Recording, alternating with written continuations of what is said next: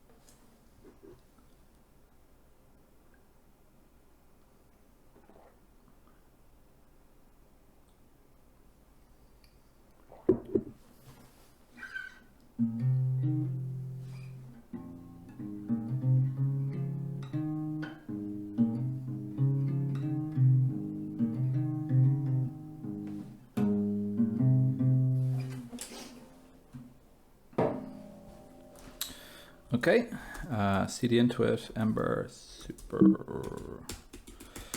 cd into it, super rentals, same down here. Okay, so the new command generates all of this stuff. App, bearer components, config, I guess we'll have a look at these here. So app is where folders and files for models, components, routes, templates, and styles are stored. The majority of your coding on your Ember project happens in this folder. So let me open up my text editor.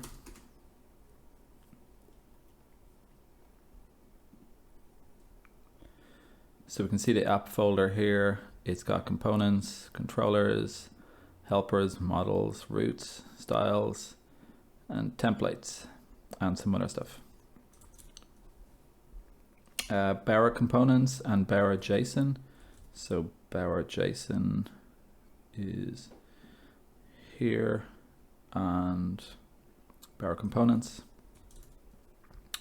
So it's a dependency management tool. Ember uses two different dependency management tools for different things. Bower is used for front-end plugins and components, HTML, CSS, stuff like that. If we open up Bower, we'll see the list of dependencies that are installed automatically, including Ember, jQuery, and actually that's not right anymore, is it? Ember, jQuery, Ember Data, and QUnit for testing. So Ember's there, some other things are there, but I think we're at a stage in Ember where these Bower dependencies are moving to NPM dependencies so that there will be a single package management system. So I'd expect that this is shrinking over time. So these docs are seem to be a little bit out of date, so I'll take a note to update those. So config, the directory contains environment.js. So this is config here. And it has some settings for our app, URL stuff, things about how the router works with the URL bar. We can turn on experimental Ember features in here, and also set some app settings like keys or things like that. Dist is where deployment goes. So when you run Ember build, it will go into a dist folder, which we haven't done that yet. Node modules and package.json, these are for npm. So if we have a look in package.json, we'll see a set of dependencies. Okay. So public is where assets such as image and fonts and other public things go. Your robots.txt will go in there, for example. Vendor is a directory where front-end dependencies that are not managed by Bower go. So if you want to pull in some JavaScript or CSS, you can put the file in there and import it into your application. Tests/testim are where the automated tests for apps live, and the test runner is testim. It's configured in testim.js. So there's testim.js, and the tests live in the test folder here. There's a place for integration and unit tests. Temp is where temporary files live, unsurprisingly, and Ember CLI build describes how our app should build. So we can import JavaScript files in here and do some other things to do with how the build actually processes the tree of files that make up our application. But out of the box, without any additional without any changes to this file, it actually does everything for us. So we don't necessarily need to modify that file. ES6 modules. If you take a look at app router, you'll notice some syntax that may be unfamiliar to you. So you can see here that we're using import statements to import modules from other files. Ember CLI uses ECMAScript 2015 modules to organize application code. For example, the line import Ember gives us access to the actual Ember library as the variable Ember, and the import config gives us access to our app's config data as a variable config. Const is a way to declare a read-only variable as to make sure it's not reassigned. And at the end of the file, export default router makes the router variable defined in this file available to other parts of the app. So we could import this router from somewhere else. Upgrading, before continuing, make sure we have the most recent version.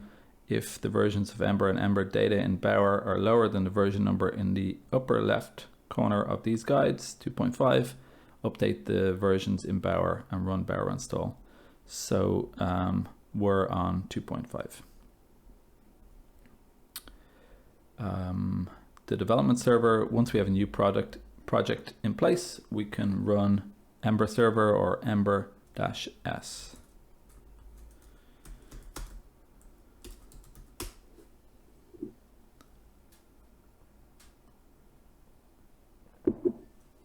And you can see here it's spinning up on localhost 4200.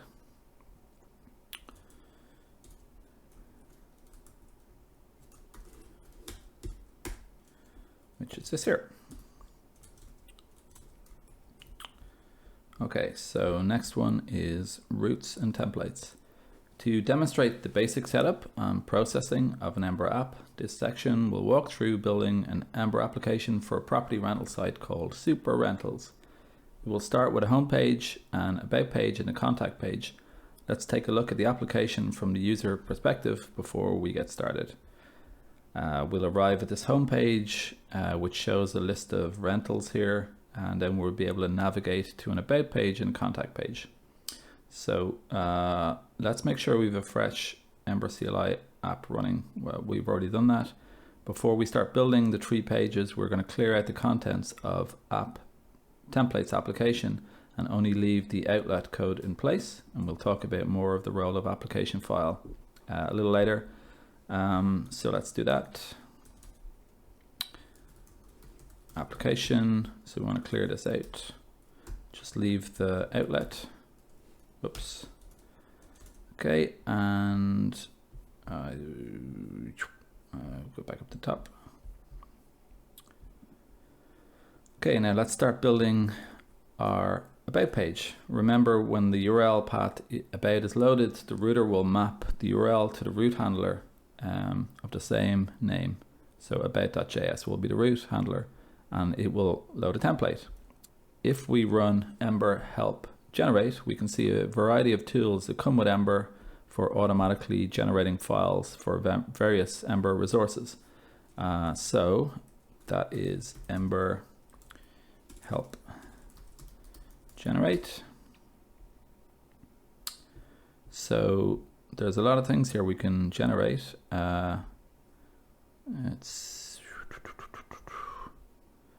So we can generate acceptance tests, add-ons, apps, blueprints, components, lots and lots of things. So one of those things is root. So we're going to generate a root, and it's going to be called about.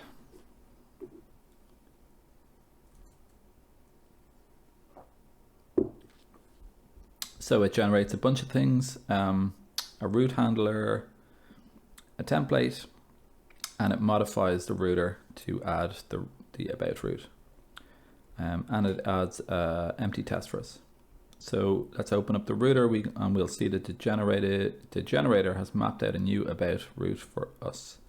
So this is in router.js. You can see it's generated this about root handler.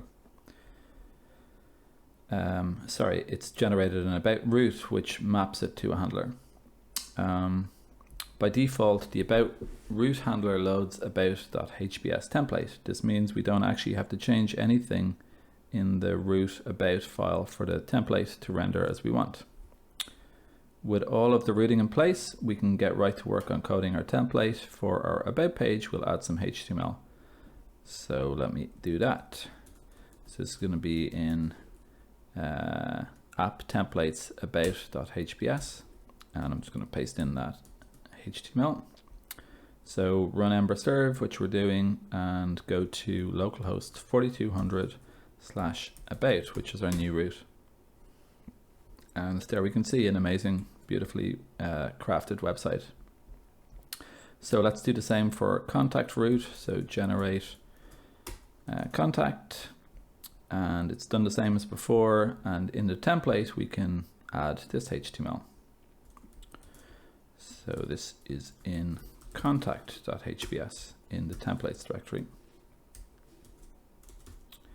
So as before, we can go to contact and we'll see that content. So now we have a second root. If we go to contacts, we'll see that, which we just did. So navigating with links and the link to helper. So we don't want users to have to know the URLs in order to move around the site. So let's add some navigation at the bottom of each page. Let's make a contact link on the about page and an about link on the contact page. Ember has built-in helpers to provide functionality such as linking to other routes. Here we will use the link to helper in our code to link between routes. So they've added this click here to contact us on the about page. So if we go to the about page, we'll add this, and this link to is pointing to the identifier of the route contact. Click here to contact us. So if we save that and go to the about page, we should now have a link which will bring us to contact. And you can see that we can use back and forward the browser URL history navigation works as we expected. So the link to takes an argument, which is the name of the route to link to. So we've just done that.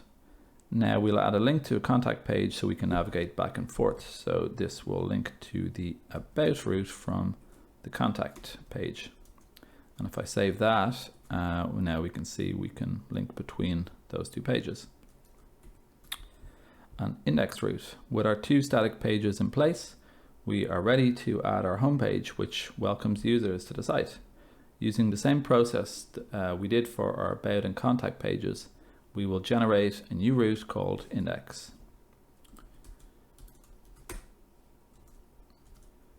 Okay, that creates those files, and as before, it's the exact same as the other two routes, but unlike the other two handlers, the index route is special. It does not require an entry in the route, the router's mappings. We'll learn about why the entry isn't required when we look at nested routes in Ember later. But it does have an index.html, index.hps with some where we can put some HTML for our homepage. So let's do that.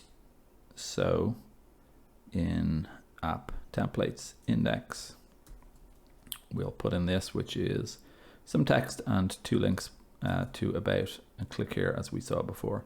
So if I go to the home page now, we have a link to these two pages that we added. Okay, what's next? The model hook. Now let's add a list of available rentals to the index template. We know that the rentals will not be static, since eventually users will be able to add, update and delete them. For this reason, we'll need a rentals model to save information about the rentals. To keep things simple at first, we'll use a hard-coded array of JavaScript objects. Later, we'll switch to using Ember data, which is a library for robustly managing data in our app. So here's what the home page will look like when we're done. And you can see that they've added 3 rentals in the middle. In Ember, route handlers are responsible for loading model data. So open up app routes index and add some hard-coded data as the return value of the model hook. Okay, so this is the index route, which does nothing at the moment. And we want a model hook, which is going to return some data. So what do we want it to return? This hard-coded data. So I'm just going to copy this in.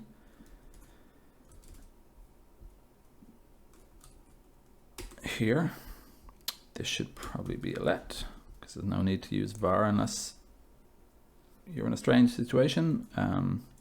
Basically no reason to use var anymore. So we're going to return this array of objects here.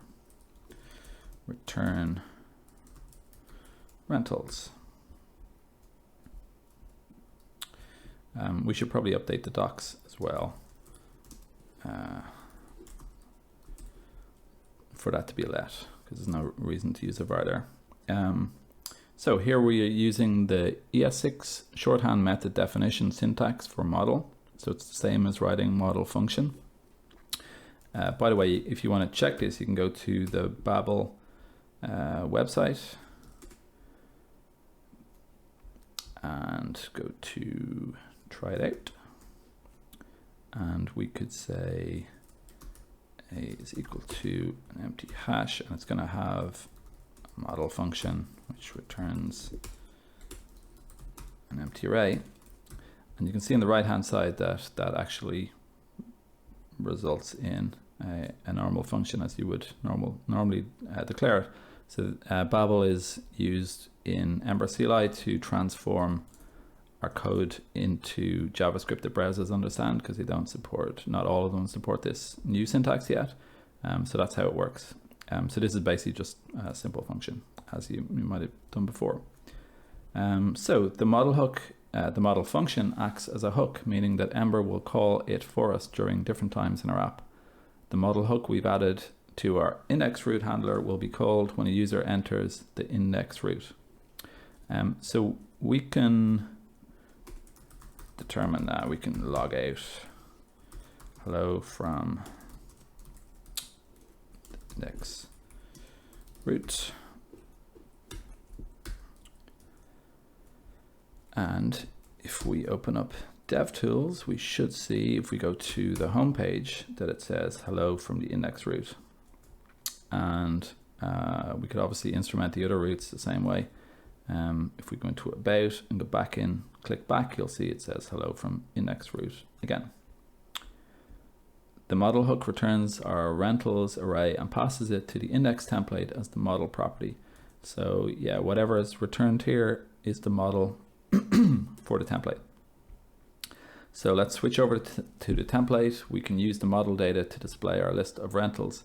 Here we'll use another common handlebars helper called each, and this will let us loop through each of the objects in our model. So we're going to go each model as rental, and then we have access to the actual values within that each rental object. So I'll just copy and paste that in, which is this guy here. So iterating over the model into rental, so we should see 3 models rendered as so. Okay, so next is Ember data. Currently, our app is using hard-coded data for rentals in the index route handler to set the model. As our application grows, we'll want to be able to create new rentals, make updates to them, delete them, and save these changes to a backend server. Ember integrates with a data management library called Ember data to help solve this problem.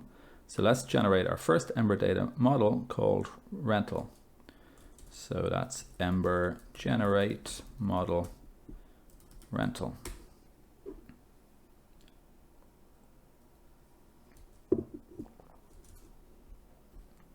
So it creates a model file in app models and a test file, unit test in unit test models. We open up the model file, we see this. So it's, as before, an empty model. Let's add some attributes for our rental that we will use, or let's add the same attributes that we used in our hard-coded JavaScript objects, title, owner, city, things like that. So we're going to use the adder function, so we need to import that. So models rental,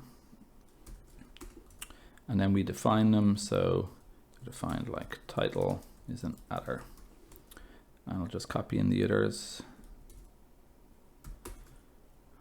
Okay. Now we have a model in our Ember data store using Mirage with Ember data. So Ember data can be configured to save data in a variety of ways, but often it is set up to work with a backend server, API server. But for this tutorial, we're going to use something called Ember CLI Mirage, which allows us to mock a server on the client side so we can get going quickly. So we need to install that, and we can install that using the Ember install command.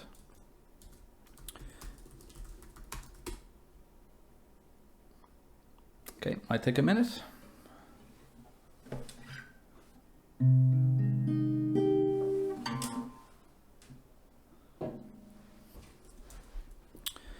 If we were running Ember serve, restart the server to include Mirage in our build. So we were, so let's do that.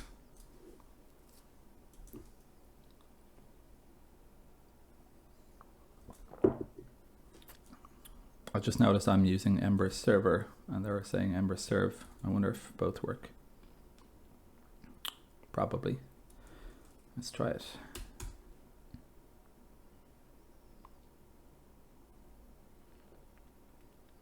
Yep.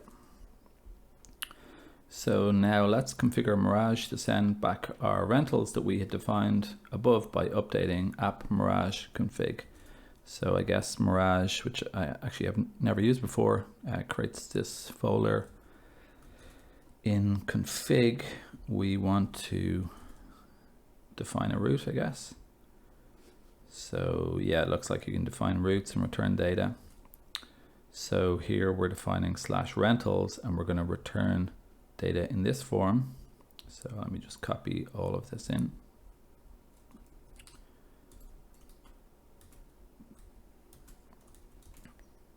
Okay, so this configures Mirage so that whenever Ember data makes a request to /rentals, Mirage will return this JavaScript object as JSON.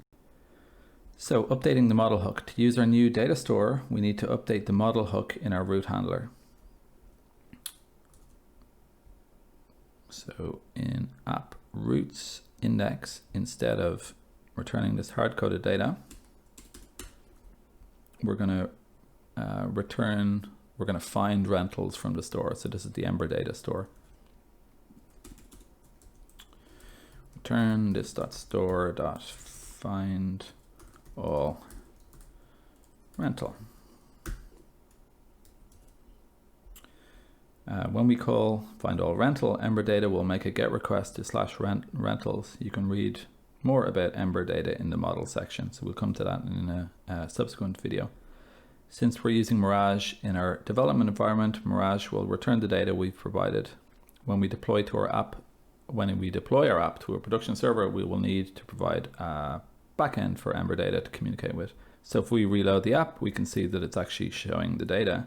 And just to verify that it is getting that from Mirage, I'm going to update this to be Grand Ole Frukasalt. Let's make it Augustus Gloop. So like that, maybe Augustus Gloop. Cool. So what's next? A simple component.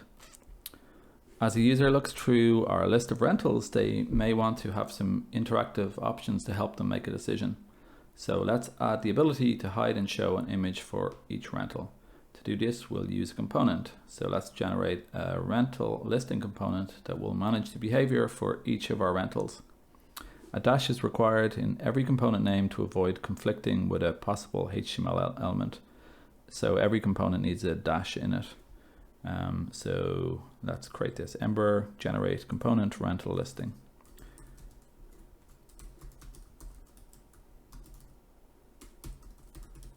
Rental listing.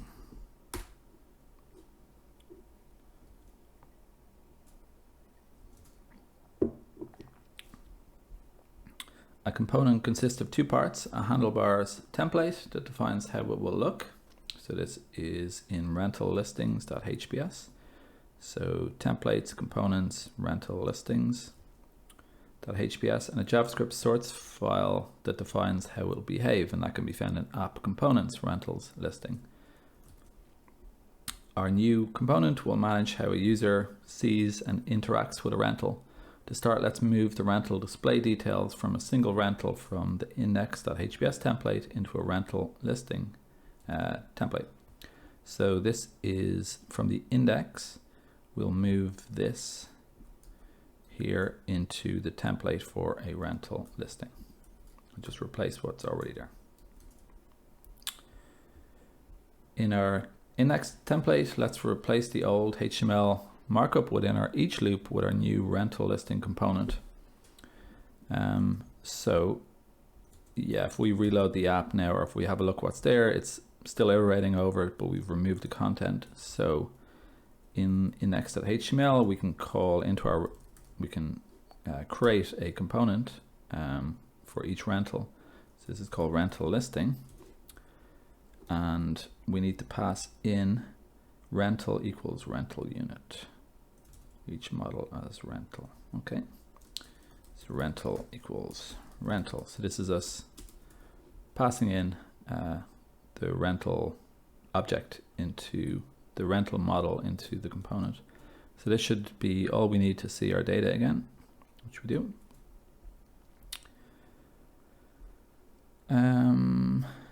Okay, so hiding and showing an image. Now we can add something that will show the image of a rental when requested by a user. So let's use the if helper in the template to only show the rental image when the image showing is set to true. Otherwise, let's show a button to allow the user to toggle it. So this is the if statement here. If it's true, it shows this image. Otherwise, it shows this button.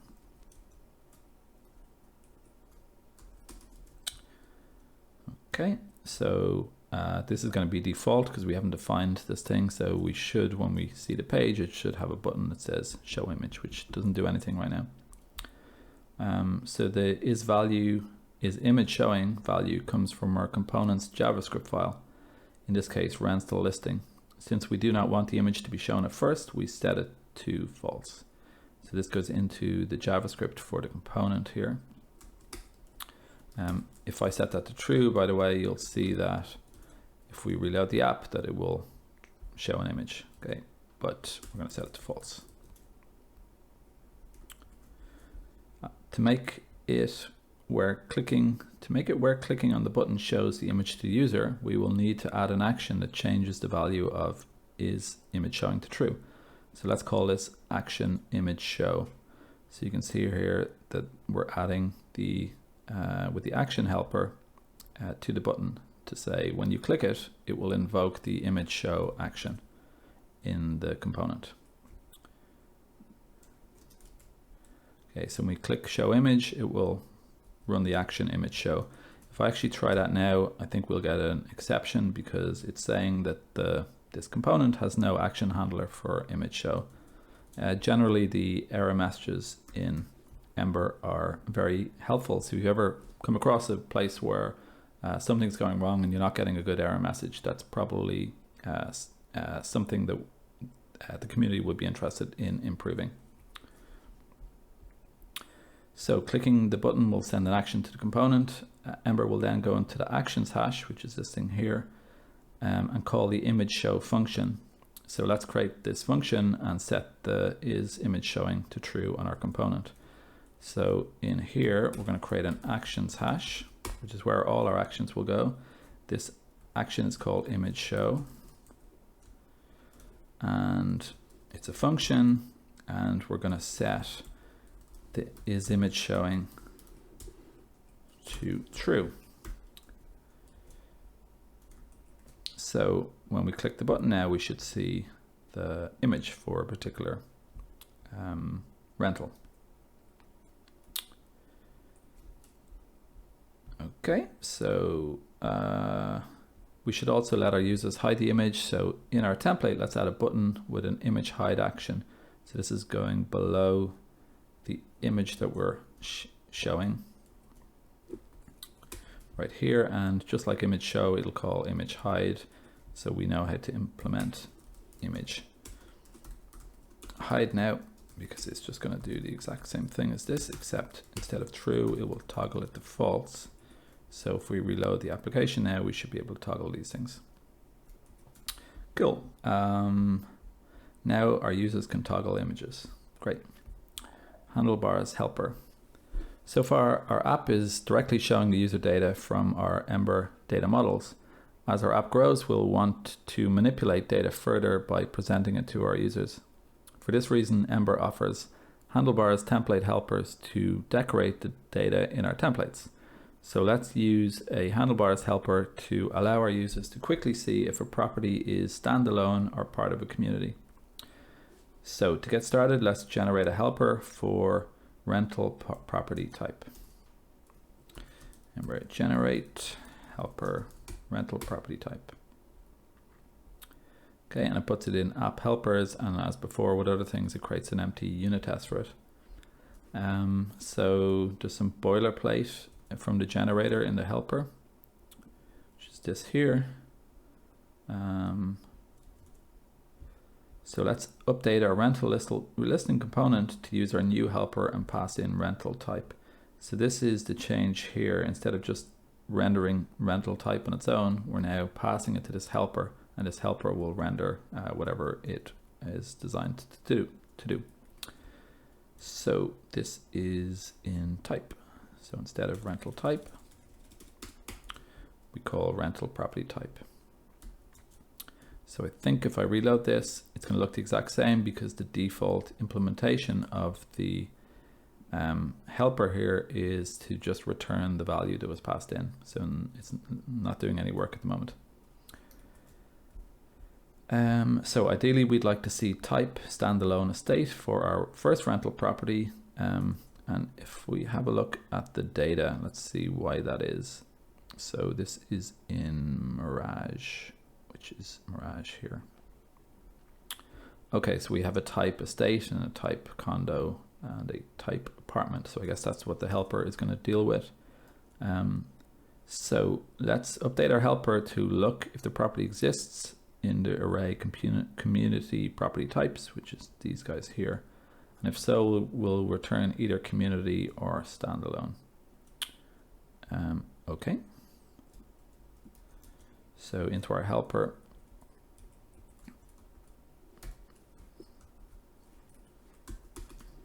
So So there's an array of property types, and we're going to check if the type passed in, which is this guy,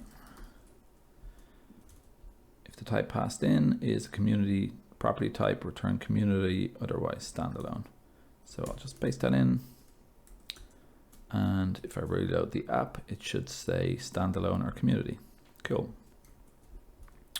So handlebars passes an array of arguments from our template to our helper. Here we're using ES 2015 destructuring to get the first item in the array and name it to type. Then we can check to see if type exists in our property array, our community property type array. And we see standalone and community. Cool, nice and easy. So next step is an autocomplete component. As they search for rental, users might want to narrow the search to a specific city. Let's build a component that will let them search for properties within a city and also suggest cities to them as they type. So let's create a component called filter listing.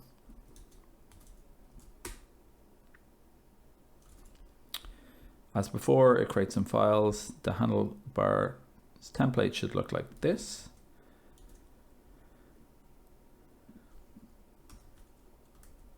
Okay, so it's got a city with an input helper. I guess I'll let the docs describe what this is. Okay, it contains an input helper that renders as a text field where the user can type a pattern to filter the list of cities used in a search. The value property of the input will be bound to the filter property in our component, and the key up property will be bound to the autocomplete action. It also contains a button that is bound to the search action in our component. So we saw that action helper before. Lastly, it contains an unordered list that displays the city property of each item in the filtered list property. Here, clicking the list item will fire a choose action with the name with the city property. So I guess this is going to work by, there's an input here, it'll have a filter value. As you manipulate it, it will fire the key up event handler, which will translate into an action called autocomplete, which will likely in the JavaScript update the filtered list, which will in turn update the template, meaning that we can click on one of the cities that are suggested, and that will fire a choose action with the name of the city. So here's what the component's JavaScript looks like. So it has a filter which defaults to null, a filtered list which defaults to null, and it has three actions.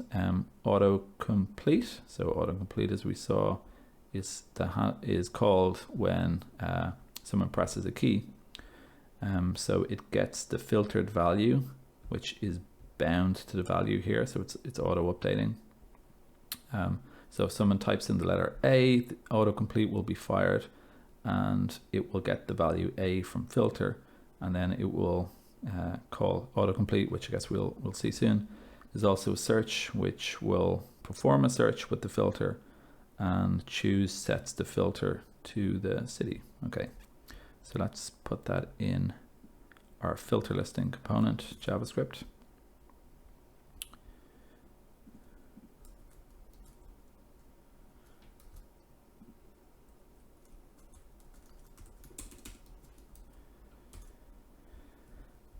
There's a property for each of the filter and filtered list actions as described above. What's interesting is that only the choose action is defined by the component, which is this guy here. Yeah. The actual logic of each of the autocomplete and search actions, these ones here, are pulled from the component's properties, which means that those actions need to be passed in by the calling object, a pattern known as closure actions.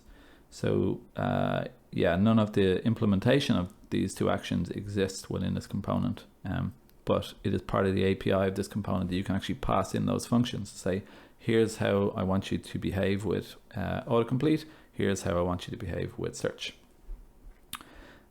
So to see how this works, change index HTML or index handlebars template to look like this. Okay, so what have they added here? They've added a, this is the filter listing component. We're passing in a list. We're passing in an action to the autocomplete. So this will, you can see here when it runs autocomplete, it will invoke it. So this is the closure action we're passing in.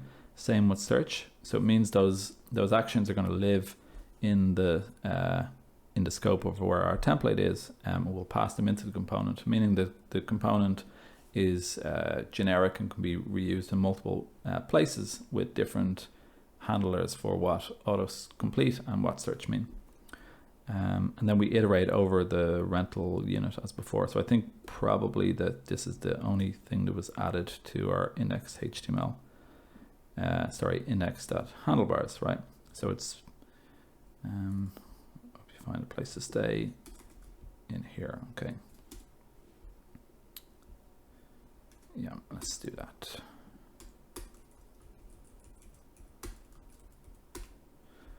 Okay. So,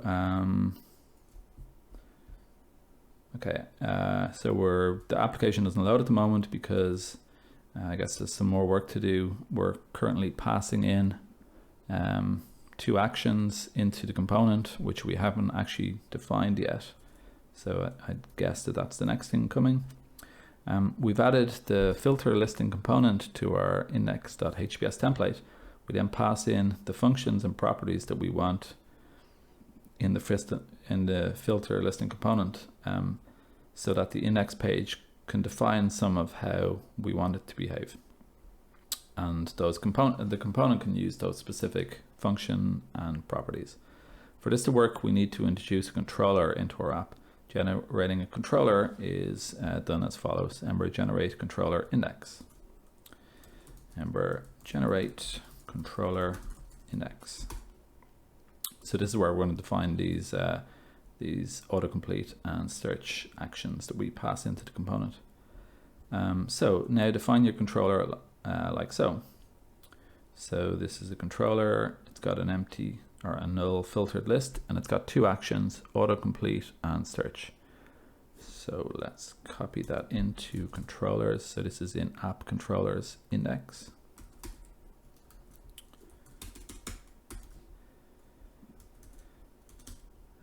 Okay, as you can see, we define a property in the controller called filtered list, which is here, that is referenced from within the autocomplete action. So here's the autocomplete action, and it is doing stuff with the filtered list. I guess it'll describe it here. When the user types in the text field in our component, this is the action it's called. So every time we'll type a character in the component in its input, its text input, this function will be invoked. This action filters the rental data to look for records in data that match what the user has typed so far. When this action is executed, the result of the query is placed in the filtered list property, which is used to populate the autocomplete list in the component. So this param is going to be the search query that someone has typed so far. If it's empty, we set the filtered list to null. Otherwise, we query the rental model for any cities that I guess begin with the param. I guess we'll figure out that. Then with the result, we set it to the filtered list. Okay, so if there are matches, we'll have them available in filtered list, otherwise it'll be empty. We also define a search action, which is here, that is passed into the component and called when the search button is clicked. This is slightly different in that the result of the query is actually used to update the model of the index route, and that changes the full rental listings on the page. Okay, so I guess it does something similar. It queries on the param and then sets the model to the result rather than the filtered list. That's if there is a query being passed in or some text being entered into the input. If not, it finds them all. For those actions to work, we need to modify the Mirage config file to look as follows so that it can respond to our queries. Okay, so what has changed here? I guess it's added. This is all the static data. If request query param city is not undefined, we'll filter them and we'll go through the cities. The city lowercase, and if it request query param city to lowercase is not. Okay, so I haven't used Mirage before, so I guess it's got some, this is its interface, but what we're doing here is searching for the text that was entered, seeing if it exists in any of the name of the cities or the rentals as we pass them through. If so, we return those filtered results. Otherwise, if there is no query param for city, we just return everything.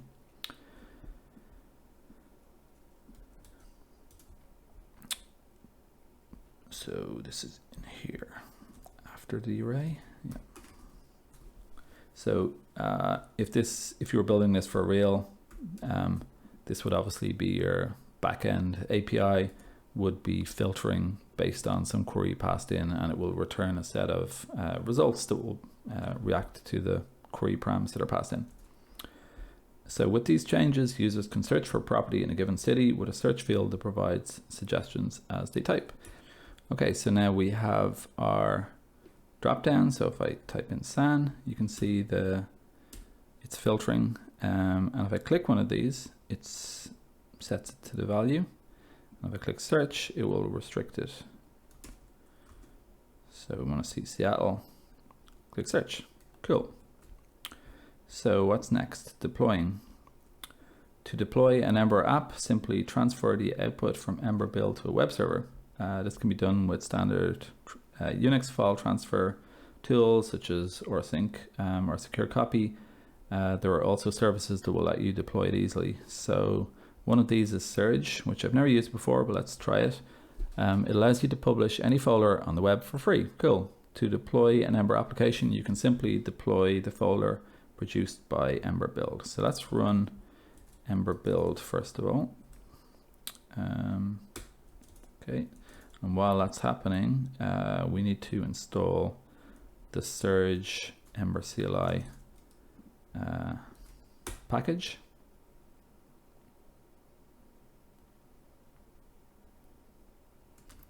Okay, and then you can use the Surge command to deploy your application. Oh, we need a production build. So let me rerun the Ember build to be production. So we go into the dist. Note you will need to provide a copy of index.html with the file name 200.html so that Surge can support Ember's client-side routing. Okay. So into dist, we want to copy index to 200.html and then run Surge.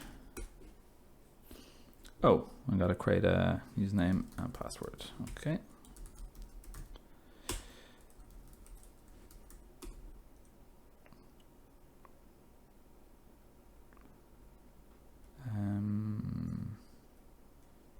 Plus return to accept defaults. You'll provide it with a URL. Okay, defaults are good. Debuncle. Okay. Cool. Website. No. Unexpected token, parse JSON. Okay, so I'm not sure why that's not working. I've never used it before. No big deal. Must be something wrong with Surge or whatever. So that's the tutorial step. The next set of videos will be going into details around the object model, routing, templates, components, etc. Thanks.